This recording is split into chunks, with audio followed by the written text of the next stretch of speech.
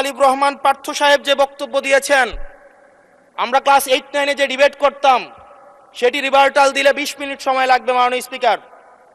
আমি ওনার বক্তব্যের রিভার্টাল দিচ্ছি। উনি বলেছেন যে আমি কোট করছি, উনি বলেছেন ৭২-এর সংবিধানের কিছু কিছু বিষয়কে ওনারা সম্মান দিয়েছেন। তার মানে কিছু কিছু বিষয়কে ওনারা সম্মান দেয় নাই। তার মানে এই অভ্যুত্থানের পরে এই সংবিধানের কিছু অংশ ওনারা মেনেছেন, কিছু অংশ ওনারা মানেন নাই। ওনারা কেবল ওই অংশটাই মেনেছেন যে অংশটা ওনাদের পক্ষে গিয়েছে,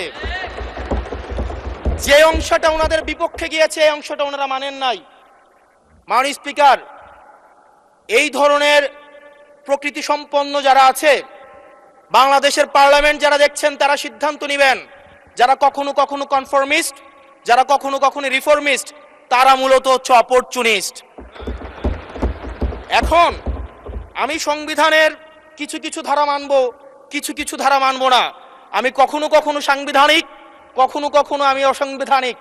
মাননীয় স্পিকার, যখন ডক্ট্রিন অফ নেসেসিটির প্রশ্ন আসে, মাননীয় স্পিকার, এই এক্সিস্টিং সংবিধান অনুযায়ী যখন 7A এবং 7B বলবৎ থাকে, সেই জায়গা থেকে আইনজ্ঞরা, মাননীয় স্বরাষ্ট্রমন্ত্রী উনি থাকলে ভালো হতো।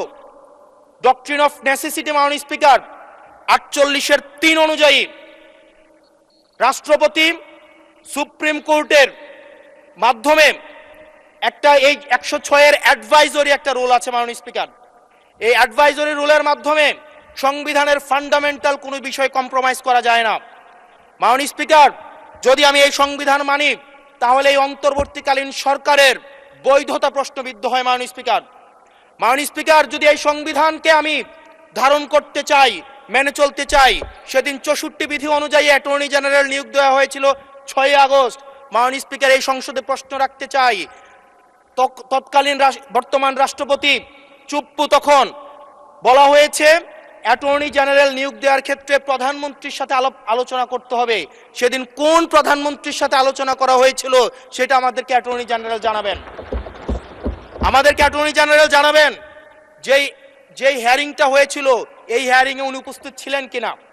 তখনকার সময়ের যিনি প্রধান বিচারপতি ছিলেন ওবায়দুল হক, তিনি তখন কোথায় ছিলেন? সেই রায়ের কপিটা আমরা দেখতে চাই মাননীয় স্পিকার।